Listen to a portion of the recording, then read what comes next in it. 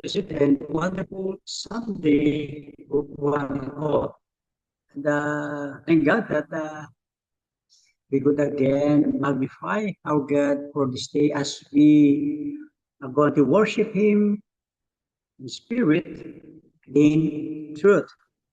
The message that we're going to talk today would be found in the book of Philippians chapter 4, verses 6 to 7. A very important message before us. This is so important because this is where we rely our strength. We rely everything for God. So the title would be The Divine Antidote to Anxiety. O natin na yan, yung problema ng bawat isa sa atin ngayon. Worry, worry, worry until you have the sickness of anxiety.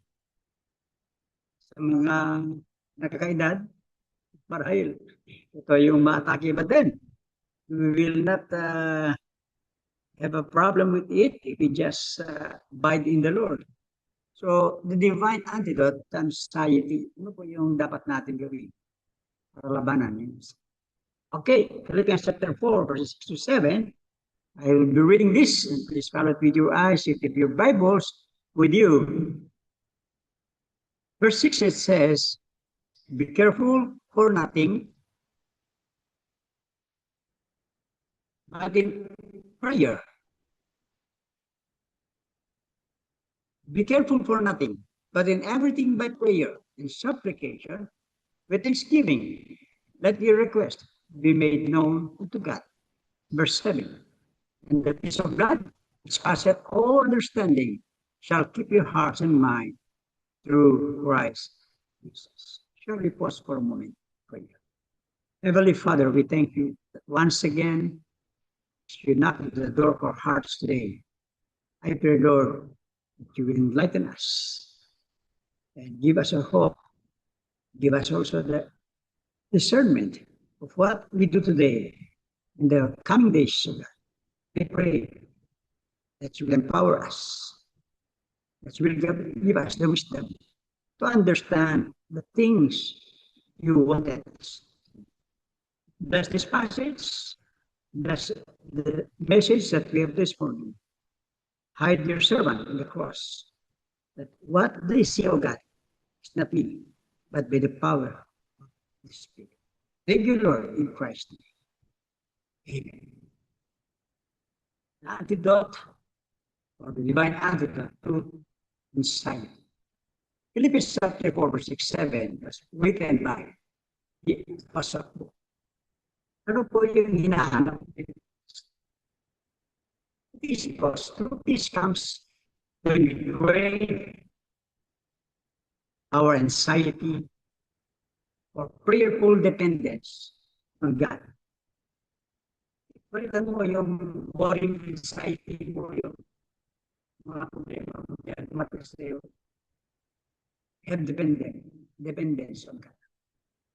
Sabi ka nga, worry does not empty tomorrow of its sorrow. But wait, it empties today of its strength. Pag nag-worry ka, hindi yung kinabukasan ang madidiring sa'yo. Hindi kinabukasan, hindi naaalis siya. Pag nag-worry, ang matinding nagaganap o nangyayari. Yung ngayon, yung kasalukuyan, manghihina ka, mawawala yung kalakasan dahil lagi ka na lang nag-worry. That's a problem when you have anxiety in your own self. Kaya ano pong gagawin natin? Ano yung mando ng Diyos dito sa Philippians chapter 4, verse 7? Tignan natin kung ano pong sinabi ng ating Panginoon sa bawat isa. Let's take a look. Number 1, we see the problem. The problem was the command against anxiety. Ano yung command niya regarding anxiety? Sabi niya, do not be anxious about anything. Huwag kang mabahala. Huwag kang mabahala kung ano yung mga bagay na nariyan ngayon sa iyo. Sabi niya, do not be anxious of anything. Huwag kang magbahala dyan. Sometimes tayo kasi marami. Parang, ibig sabihin, grabe ang pag-worry. Kading bagay lang, worry na tayo. Kaya nga nila kumakain ka pa na lang ng pananghalian. No problema mo rin para sa gabi eh. Diba? So, do not worry, do not be anxious about anything. The word anything itself, tingnan po natin, leaves no exceptions. Whether finances, whether your health, or even your safetyness. It leaves no exception. Ang sinabi po ni Apostol Pablo po dito, tingnan po natin sa sabi niya, be careful for nothing. Do not be anxious about anything. So, ibig sabihin ni Apostol Pablo ko rito, ay ito na niya, he uses a grammatical tense that implies what we call stopping an action already in progress. Diyan na, worry ka na, nagiyan na, problema ka na. Sabi ni Apostol Pablo, huwag ka mabahala, huwag ka malala. So, nais niya hintuan na mahinto mo yung pagkabahala mo sa mga oras na yun. It's in progress eh. Pag napabayaan mo yan, walang mangyari. It's just simply telling us believers to stop worrying. Huwag kayo magkakabahan.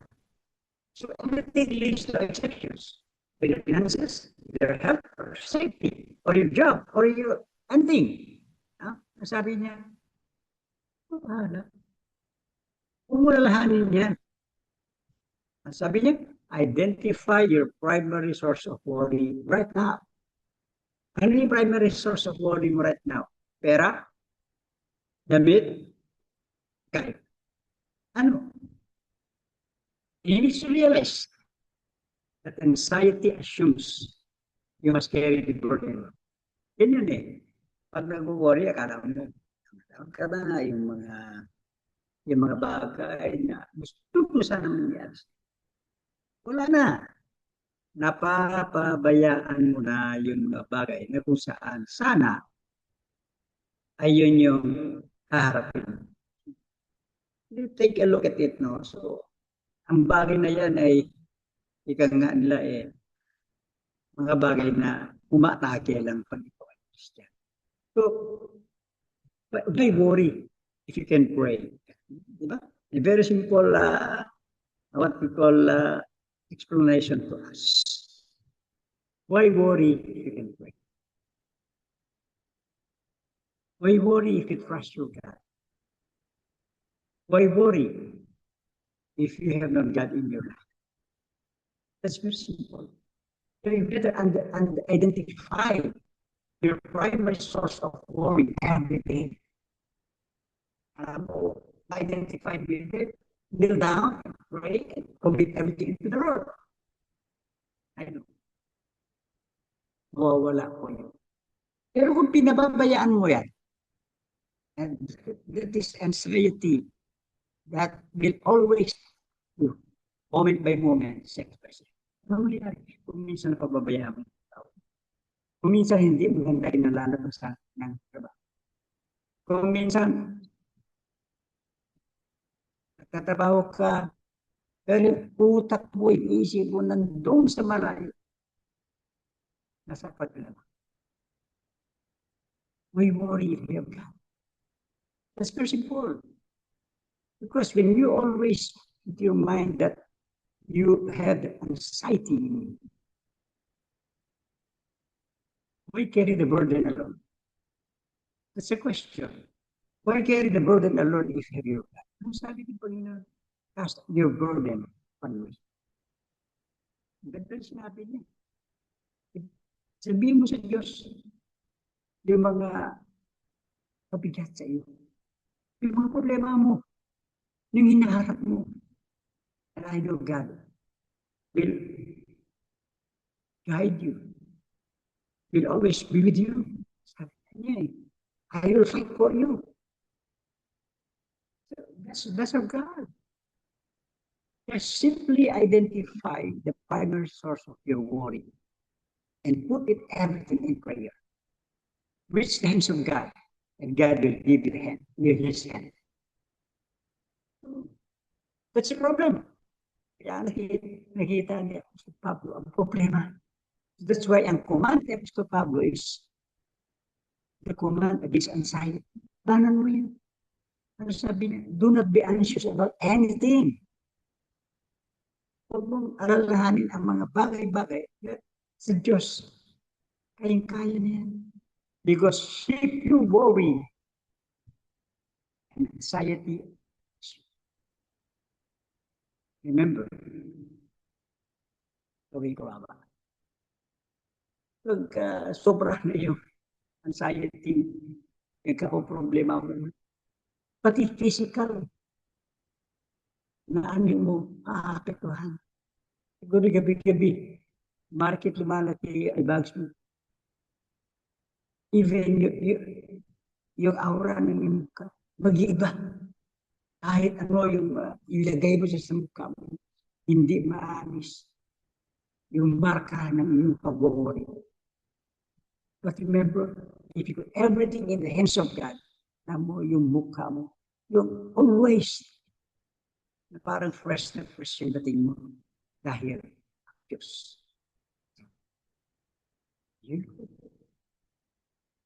That's why, sabi ko, the problem is you focus so much on your problem. Leave anything to God, and get the answer. Sabi niya, do not be anxious about anything in your life. Naman, importante, in the hands of God. And put everything in the hands of God. God will problem the sins. That's it. No, we look at it. The practice. Ano yung practice? Na nakikita natin. Kung dapat gawin natin. Paul gave us the command. Now here's the practice.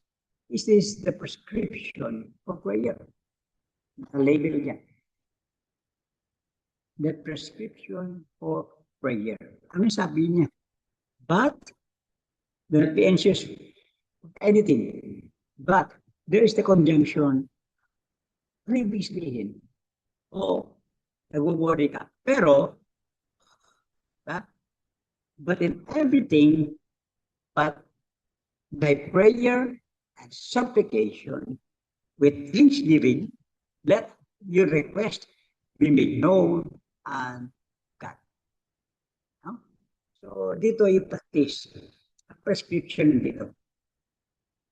May 4 na prescription sa Apostol. Paano natin malabanan, paano natin matanggal, paano natin maiwasan, worry every day in our life. Paul provides fourfold cure for ito po natin. Sabi niya, this is dissect in the Word of God.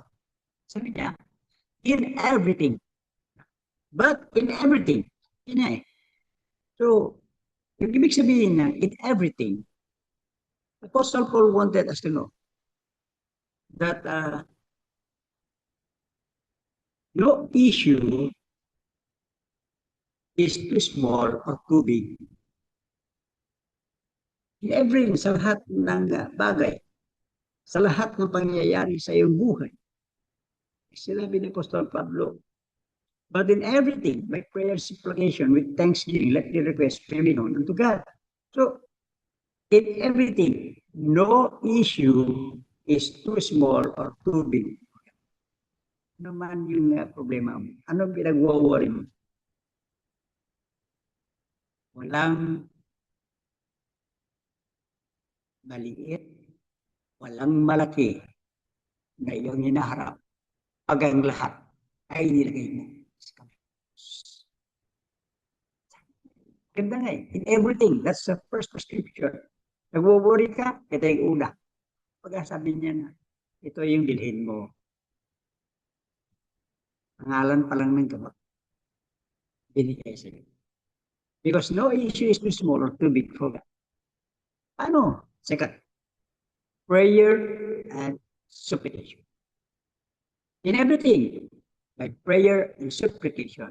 Sinabing prayer and supplication, ang nais ipahiwatig ni Apostol Pablo po rito, no, ay it's a general devotion, combined specific urgent needs.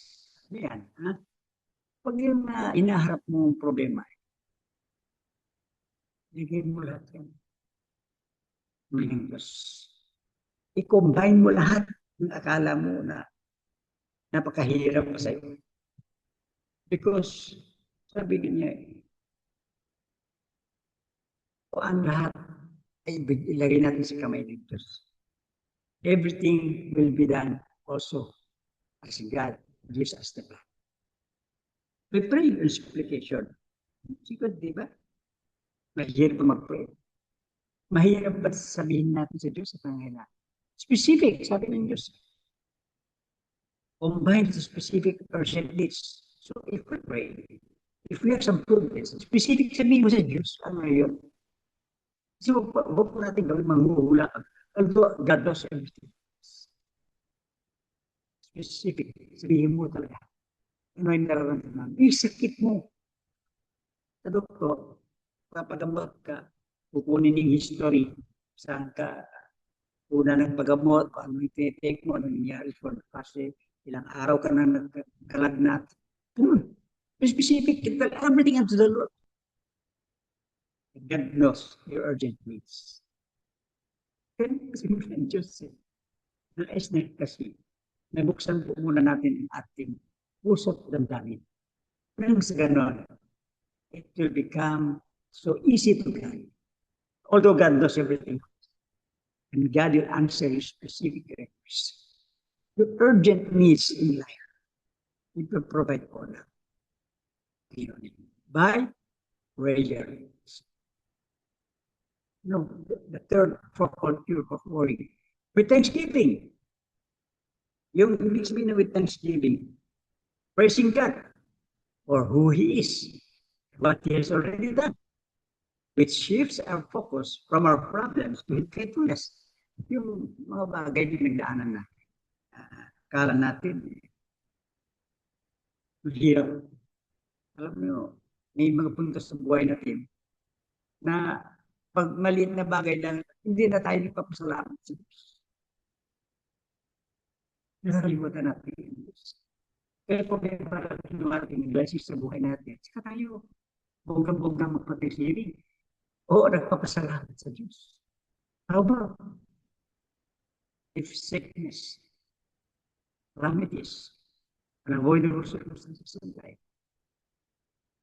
but it's still you praise God. Because in everything, God had a purpose. Napakasimple. And salamat natin yung Diyos. Dahil with that kind of thanksgiving, it will shift our focus from our problems to the faithfulness of God. O problema ko ito, isip mo yan kung sino ang Diyos mo. Napaka-faithful ng Diyos. Ba't ang problema ko ito, hindi ako mag-alala dahil ang Diyos may solusyon sa akin. Pagpasalamat kay Diyos. Yan ay isang bagay na makapag-basic kahit na nag-uuli ka, matatanggal yung buwan. Pasalamat sa Diyos. Kung yung mga bagay na inaalala mo, napakahirap para sa iyo, pasalamat naman Diyos kung bakit yan ibinigay sa iyo. Dahil may planong Diyos sa iyo. So, this should be the practice. The practice is the prescription for prayer. That in everything, put everything in prayer. No issue. Malaki man o maliit lang. Bigay mo sa Diyos. Ang natin, specific, urgent needs natin. Sabihin natin sa Diyos. At pasalamatan mo ang Diyos. Mga bagay na pinagkakaloob sa iyo. Now, the last, in the purple cure for worry. There is also the request. Anong request?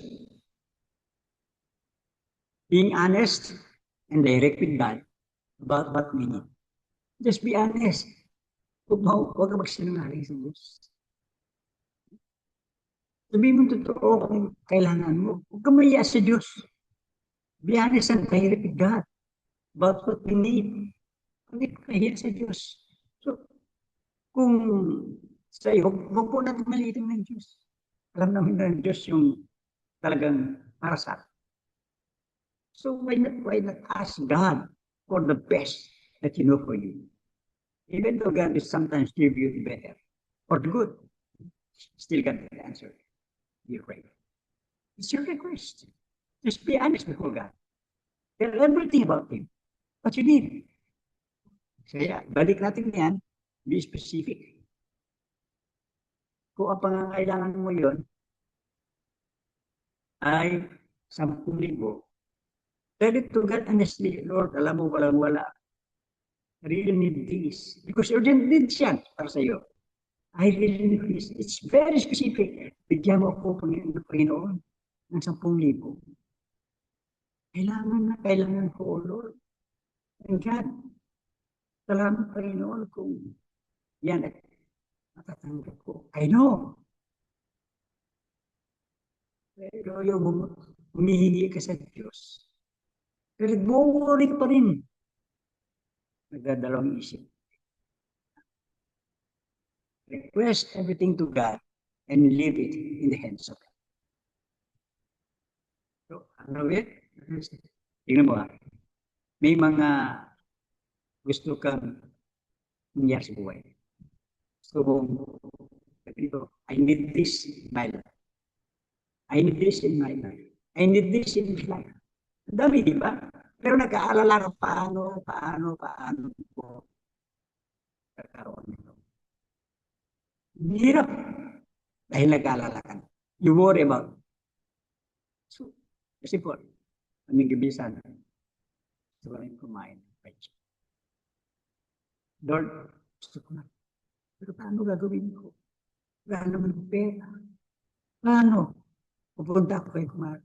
Matapos pagka bibili siya. You worry about it. And you have everything and you put the things you need. No? But you worry. So, replace your worry list with a prayer list. Lista mo lahat. Pagkatapos mo isulat, sabihin mo sa prayer, Diyos, Panginoon, ito po pangangailangan. I know nasasagutin ninyo na naaalit sa iyo gusto. It's very simple. It's very simple. No. Just be honest and direct with God. What you need. Simple. Be honest na tayo sa Diyos kung ano yung pangangailangan natin. Yan yung sinabi niya eh. That's why replace your worry list with a prayer list. Dahil when an anxious thought enters your mind, pag yung pagdududa, pag-worry, pumasok sa iyong isip, immediately, pag gano'n yung nangyari, immediately, convert it into a specific prayer of request. With thanksgiving. Ano gagawin mo eh? Balik tayo, very common na problema. Makain ka ngayon. Ito na pagkalaking hiwa ng isda. Isang. Kalahati lang kakainin ko para mamig. Kalahati. You can do it. But then, dahil gutom ka. Yun, eksakto lang para pagkain mo. Sabihin mo, Lord, this is my meal. I don't worry tonight for my supper, for my dinner. Dahil alam ko din. Alam ko na ikaw yung kasagutan sa aking mga problema. You leave it everything into your. That's how we convert our worry this into a specific prayer of request. Salamat Diyos. Provide them. I know you will provide. Very simple. Alam mo, Panginoon, you will give everything to you. Alala yung bata. Nilibisita siya. Si Elijah. Ang sabi niya, kung ipapakain ko sa ito yung huling hapunan na lang namin ng aking anak. Pag pinapakain, pagkatapos namin kainin sa amin ito, mamamatay na kami. But then because her heart is with compassion, with love, pinagkain niya. Hindi siya nag-worry. At sabi niya, Lord, you know what I need. Ano po yung kasagutan ng Panginoon? Sumosobra yung binigay ng Diyos. Oil, bread, marina, sumobra. Pinagpinagod ng Diyos. In our everyday and special life, marami po tayong pinagdadala na lagi tayo ay. And when you worry, walang magandang ibutulot, even in your own physical life. Why? Why worry if you can pray? Why worry if you have the Lord that you are dependent on? Just practice this all. In everything, by prayer supplication, with thanksgiving, let your request be made known. Very simple. Binigay niya po sa Pablo po sa atin na prescription for prayer. That's our practice. Alam niyo, that's the answer for our anxiety. Now, nagawa po natin. Let's take a look of what Apostle Paul is trying to convey in this passage. Verse 7. It's the promise. The promise. And what's the promise? The protection of divine peace. Yan yung promise niya. No? It's the protection of divine peace of God. You look at it. And the peace of God, which surpasses all understanding, will guard your hearts and your minds in Christ. That's the text now. So, this is the supernatural result of prayer. The supernatural result of prayer is when you put everything in the hands of God, you have the peace. Peace of God is not a human emotion, but it's a divine reality because God worked it. Diyos lang pagbibigay sa iyo ng tunay na kapayapaan. Kung minsan, sagana ka, kung minsan ay maganda yung question. But the question is, was there a peace of God in you? Minsan, kahit anong gawin mo, parang hindi ka mapakali. You worry about yourself, but instead of what we call, you have the situation, you have the good situation in life, but still there was no peace of God in you. It is because you are always worrying about it. If you want that anxiety would slowly be removed in you, take the promise of God, the protection of divine peace, and the peace of God, which surpasses all understanding, will guard your hearts and your minds, Christ. Yan yung nagbibigay ng kapayapaan at magiging maayos na pag-isip.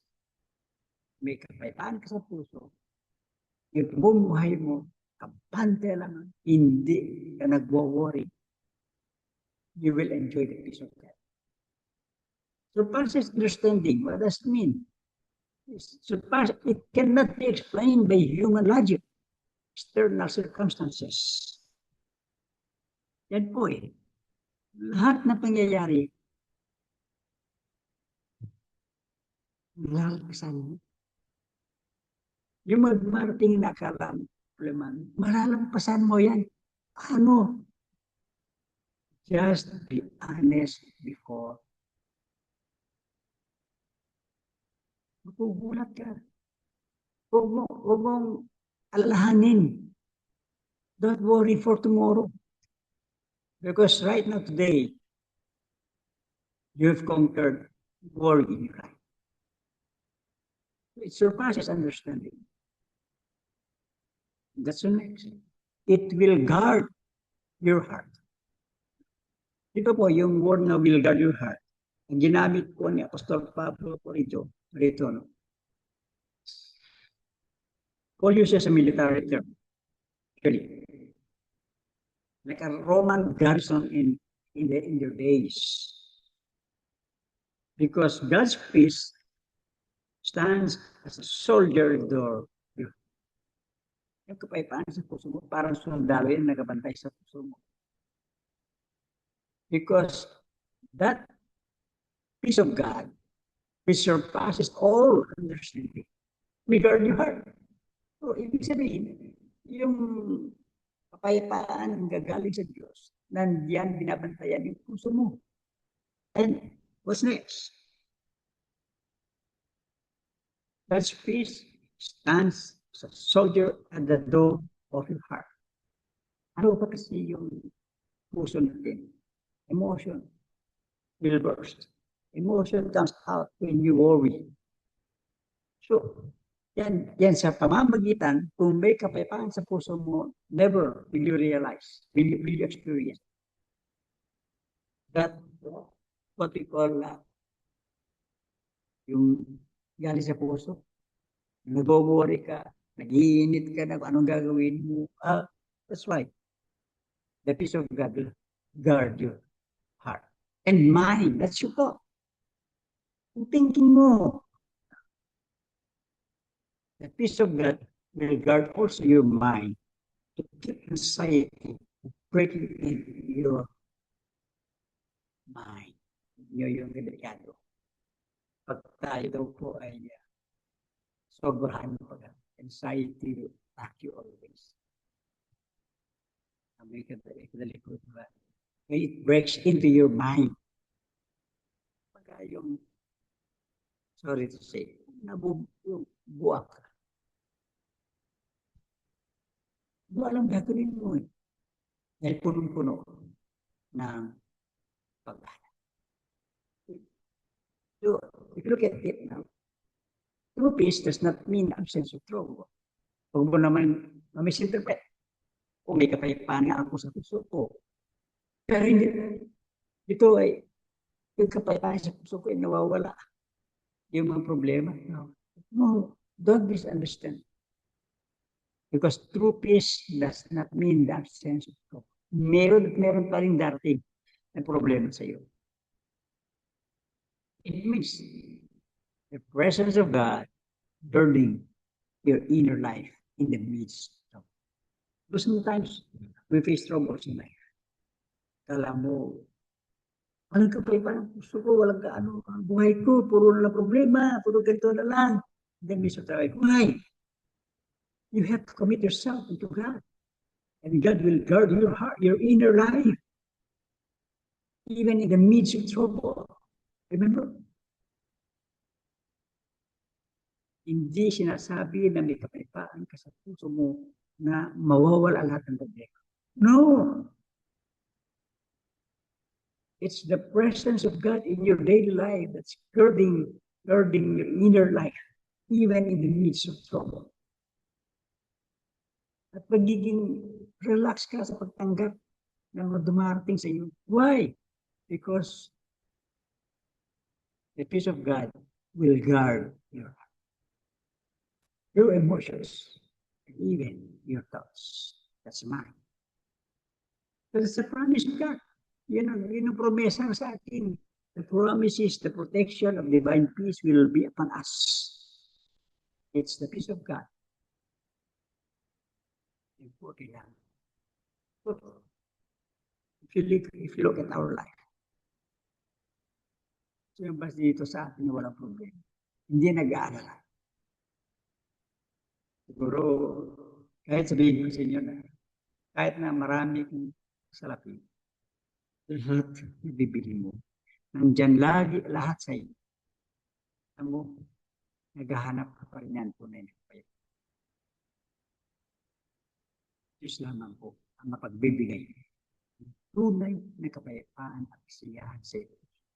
The things that money can give you, properties can give, positions in life are just temporary. Remember that. But the presence of God in your life will guard you every day, even the doors of your heart and in your thoughts. That's how the promise of God will be revealed to us. When you worry. Change your worry list into a prayer list. Very simple. And here's my conclusion. Ulitin ko. God's peace is not the absence of trouble, but the presence of Christ. Yan po ito. Tunay na kapayapaan ay hindi yung kawalan ng problema, ng pag-worry, anxiety sa iyong buhay. Pero, tunay yung kapayapaan ay ang presensya ng Diyos na nasa puso. So, the cure for anxiety is an intentional exchange of worry for worry. Palitan mo ang pagpapagaling sa iyong pag-alala. The cure for anxiety is an intentional exchange of worry for prayer. So, kung alam mo na nag-worry ka na, put your hands together and kneel down and pray. Lord, be specific in your prayer. Just be honest before God in everything. When problems arise, when worry arises, when anxiety attacks you daily, the solution is just on your knees. That's very simple. Just remember, again and again, God's peace is not the absence of trouble, but the presence. So maraming salamat po at muli sa pinagbulay-bulayan natin. May we find ourselves changing worry and anxiety. We get bless the message today. Shall we pray? Gracious Father, we thank you so much, Lord, for again, you had reminded us of the label of life. Indeed, God, we know that we worry most of the time. Anxiety, but then, oh God, our prayer, because we have known that Apostle Paul is trying to convey for us. We need not to worry. We just need to be dependent upon you. And may the God of peace that is in us, O God, would secure us that your presence is in us also. Thank you for the message and bless this into our hearts. In Christ's name, amen. Magandang araw po sa bawat isa. And again, thank you so much for your patience in listening. May bless you.